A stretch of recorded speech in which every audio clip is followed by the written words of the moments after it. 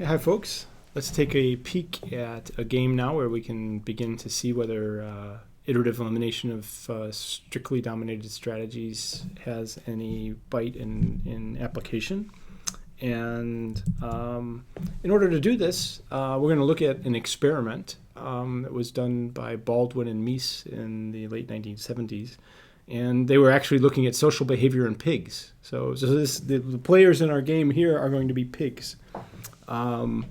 There's actually sort of an interesting discussion of this. This comes from Joe Harrington's book, Game Strategies and Decision Making. And the idea is sort of interesting. You've got two pigs in a cage. Okay, so they're in a cage, a several meter cage. One of the pigs is larger than the other. We'll call that the dominant pig. Sorry for the terminology, so we'll actually use the word, say, the larger pig. What they need to do is food arrives, but they need to press a lever to get the food to arrive. Okay, and the critical thing is that the lever is on one side of the cage. So you go over, you press the lever, and then the food arrives on the opposite side of the cage. Okay, so the pigs are put in a cage. The cage, they learn eventually that if they hit this lever, food appears on the other side.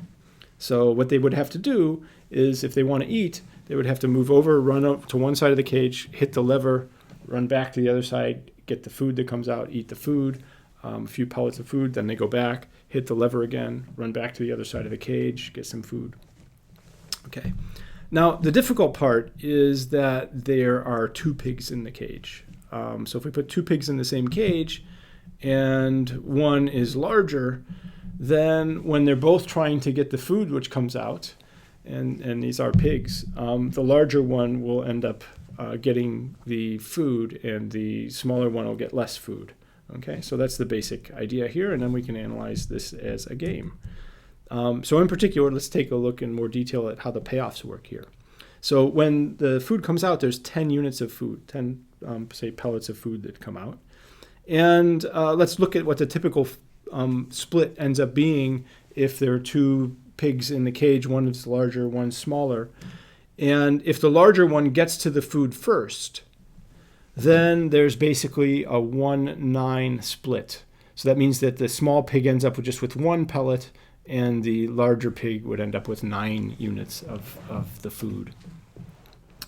So if the large one gets there first, it's very hard for the small one to get anything. They tend to get 1 on average, but close to nothing. If the small pig gets to the food first, then they end up with a 4-6 split.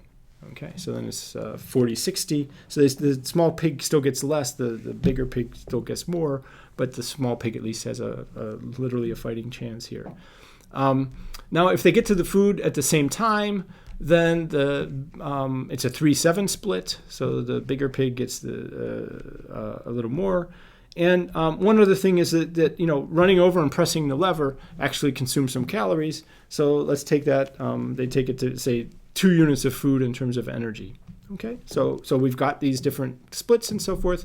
So what we can do is write out a simple normal form game for that. So given all these numbers, here's the small pig over here, large pig over here, and now they have two choices. They can either run over and press the lever, or they could sit there and sit by the food side and wait for the other pig to press the lever.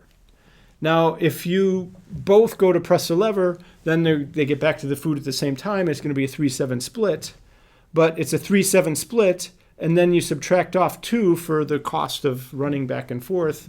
So they each lose 2 units of food. So 3 minus 2, we get the 1.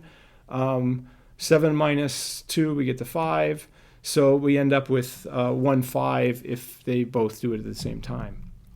In a situation where, say, the small pig presses the lever and the big pig just waits there, then it's a 1-9 split, but the small pig ends up losing 2 units in energy. They actually end up with a net negative in that situation and so forth. So you can go through and put this into a normal form game. And what we end up with is a simple matrix form 2x2 game, which looks like this. Okay, so we can analyze this game quite simply. Let's take it and let's analyze it via the iterative elimination of strictly dominated strategies. So what's true in this game?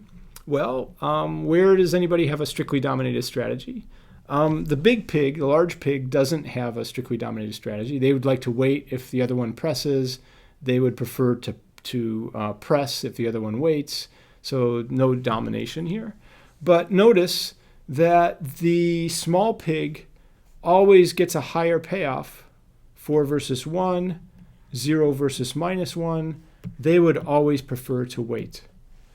So in this particular situation, the small pig has a strictly dominated strategy of waiting. So we should get rid of press as a strategy for the small pig. And once we've done that, now in what's left, the big pig should press. And so what we end up with is when we iteratively eliminate strictly dominated strategies, we end up with a prediction that the small pig should wait and the big pig should be the one that presses the lever. Okay. So let's look at how they actually behaved, the pigs in the experiment. And so what they did here is they gave them 15 minutes of doing this. They did 10 tests where the pigs were alone in the cage. So the first 10 tests where the pig just sits there for 15 minutes and learns how to press the lever and get food. And then they put the pigs together and do another 10 tests, each for 15 minutes as well. Okay, so what they're doing here is this is the frequency of pushing the lever per 15 minutes. And we can look at what happens when the large pigs when the pigs are separated. They're both alone. There we see roughly the large pigs going about 75 times per 15 minutes, pressing the lever. I mean, these pigs are really moving back and forth to get the food. The small pigs, say 70 times, running back and forth to get the food. So they're both, if they're left alone, they press the lever, they run back and forth. If they're together, then what happens? Well, the prediction was that the larger pigs should do the pressing, right? They should do the pressing, and the smaller pigs should do the waiting. And indeed, how frequently do they push the lever? The small pigs very seldomly, only 5 times now, whereas the large pigs are doing it about 105 times. So indeed, we are seeing them pressing and waiting in conjunction as predicted by the theory. And in fact, the large pigs are doing more pressing, and possibly because they're getting fewer pellets out, since the small pig is sitting there and eating some of the pellets that the large pig is producing by pressing the levers. Okay, so what do we learn from this? Are pigs rational? Do they know game theory? Well, they probably didn't sit down and solve the normal form game and iteratively eliminate strictly dominated strategies. But one thing is true is they do learn, and they did seem to respond to incentives. And I think the iterative elimination of strictly dominated strategies is something which nicely captures learning. So you learn not to play a strictly dominated strategy, right? Because it's always giving you a lower payoff. Eventually, discard such strategies. So players won't be sitting there playing a strictly dominated strategy if they ever have some experience with other strategies. Once they stop playing those, then you learn not to play strictly dominated strategies out of what remains. So the small pig can learn that it just doesn't pay to run over and press the lever because the big pig gets everything. So they stop pressing the lever. They just sit there and wait. And eventually the big pig does the pressing. So you learn not to play strictly dominated strategies out of what remains. And so the idea here is that learning, evolution, survival of the fittest, these are powerful game theoretic tools. And iterative elimination of strictly dominated strategies in games where there is some power to these things ends up making some predictions which can be quite powerful.